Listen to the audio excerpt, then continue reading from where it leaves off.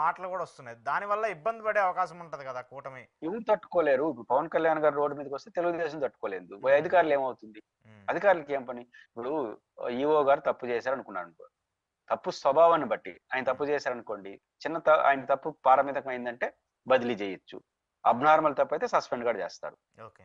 ఇప్పుడు ఆయన తప్పు ఏ స్థాయిలో ఉందనుకుంటే బదిలీ చేస్తారు. ఇంకా నేను తట్టుకోవాలంటే ఏం ట్రాన్స్ఫర్ చేసుకోండి అంటాడు ఈవో. ఉమ్, ఎక్కువ ఐఏఎస్ ఆఫీసర్ అయితే ట్రాన్స్ఫర్ చేసుకుని లేకపోతే సస్పెండ్ చేయి, లేకపోతే ఆ పొజిషన్ లో పెట్టద్దు అంటాడు. అంతకుమించి ఏం చేస్తారు ఆఫీసర్ని, ఉద్యోగస్తుల్ని? ఉమ్, కొట్టలేరు కదా.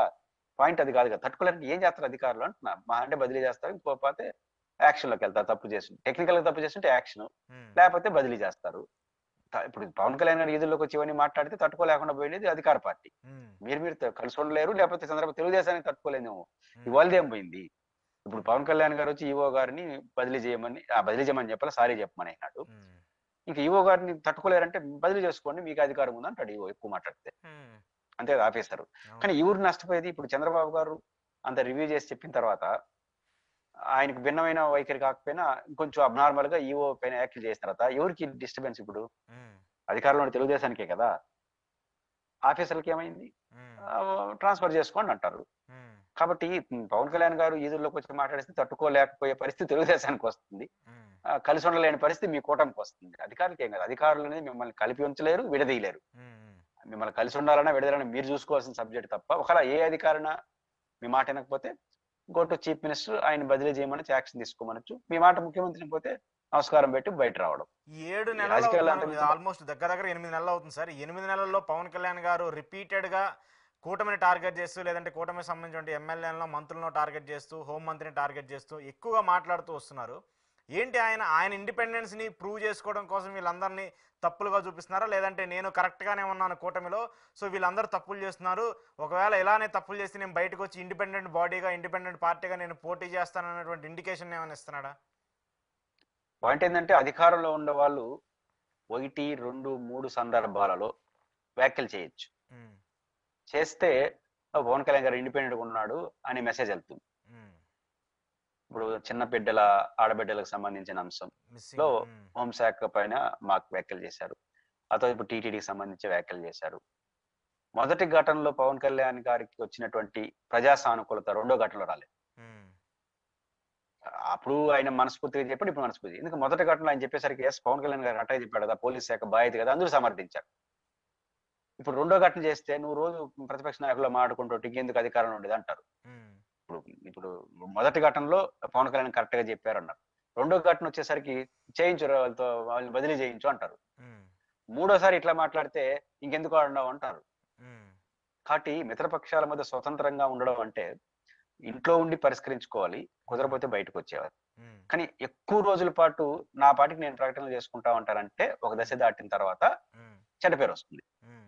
నీకు నచ్చలేదు పై బయటకు వచ్చే అంటారు, ఉంటే లోపల చెప్పు, లేదా బయటకు వచ్చే అంటారు. కాబట్టి ఎక్కువ రోజులు స్వతంత్రంగా ఇండిపెండెంట్ గా ఉంటామంటే అధికారంలో ఉండి కుదరదు, బయటకు వచ్చేవాల్సి వస్తుంది. కాబట్టి ఆయన తేల్చుకోవాలి, ఆయన ఏం తేల్చుకుంటాడో ఆయన ఇష్టం. ఇక్కడ ప్రధానంగా టీడీపీ కొన్ని ఆరోపణలు చేస్తూ ఉంది. కొంతమంది టీటీడీ జేఓకి సంబంధించిన గౌతమి రెడ్డి గారికి మేము ఆదేశాలు ఇచ్చాము, చైర్మన్ గారు ఆదేశాలు ఇచ్చారు, కానీ ఆవిడ పట్టించుకోలేదు. ఆవిడ గతంలో పార్టీకి సంబంధించి పనిచేశారు, గతంలో పార్టీకి సంబంధించి సపోర్ట్గా ఉన్నారు. ఇలాంటి ఆరోపణలు చాలా గట్టిగా మాట్లాడుతూ వస్తున్నారు టీడీపీ శ్రేణులు. అంటే చిన్న వాళ్ళ మీద, కింద వాళ్ళ మీద ఈ తప్పుని తోసేసి ఎస్కేప్ అవ్వడానికి ఏమైనా ప్లాన్ చేస్తున్నారా, లేదంటే ఇంకా బియాండ్ ద లిమిట్ వెళ్ళి చాలా మాట్లాడుతూ వచ్చారు. ఒక 50 మందో 30 మందో వైసీపీకి సంబంధించిన శ్రేణులు గంజాయి తాగొచ్చి అక్కడ టికెట్లు ఇస్తున్నారని చెప్పేసి అరుస్తూ వచ్చారని చెప్పేసి మీడియా డిబేట్లో కొంతమంది ఎక్కువగా మాట్లాడుతూ వచ్చారు. ఏంటి ఇలాంటి వ్యాఖ్యల్ని రాజకీయ పరంగా మళ్ళీ కుట్ర పన్నే విధంగా, లేదంటే కుట్ర ఉందని చెప్పేసి క్రియేట్ చేసే విధంగా ఏమన్నా చూస్తున్నారా? ఇలాంటి ప్రయత్నాలు అల్టిమేట్ గా ప్రభుత్వానికి నష్టం. పాయింట్ ఏంటంటే మీరు చెప్పిన గౌతమి గారు జేఈఓ, వారి రోల్ ఏంటి, ఈ మొత్తం అంటే ఈ బాధ్యత ఏంటి?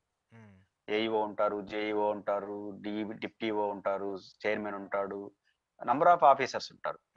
ఒక సెంటర్ లో జరిగే పరిణామంలో సెంటర్ యొక్క నిర్వహణ, ఇప్పుడు బైరాగపట్టెడు అనే దగ్గర ఉన్నటువంటి కౌంటర్ దగ్గర నిర్వహణలో వచ్చినటువంటి సమస్య, ఆ నిర్వహణలో సమస్య ఏంటి, తొక్కిసలాట జరిగింది, చనిపోయారు, దానికి కారణం ఏంటి అనేది ఫస్ట్ తేలాలి.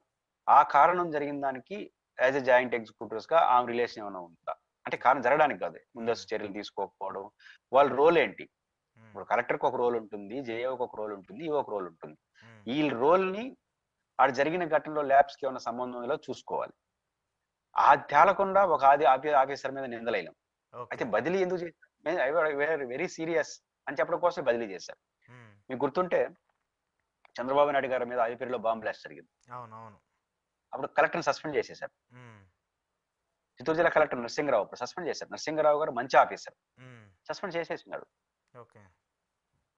కానీ మళ్ళీ రివోక్ చేశారు. ఎందుకంటే అది చీఫ్ మినిస్టర్ మీద దాడి జరిగింది.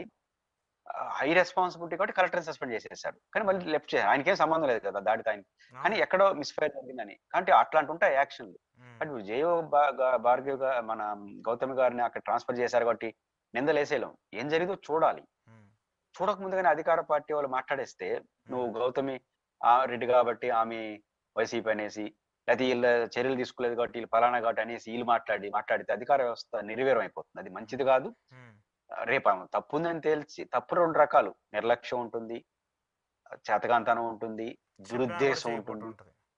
ఆ దురుద్దేశం కూడా ఉంటుంది. ఉమ్, దీంట్లో దురుద్దేశం అయితే ఆమె మీద ఆపాదాలు చేయొచ్చు. ఉమ్, నిర్లక్ష్యం అంటే ఇనెఫిషియన్సీ. ఇనెఫిషియన్సీకి, దురుద్దేశానికి, కుట్రకి చాలా తేడాలున్నాయి. ఓకే. కానీ ఇప్పుడు మనకు నచ్చలేదు కాబట్టి ఎవరెవరి మీద ఏసేస్తాము అంటే ఉమ్, అదేమవుతుంది?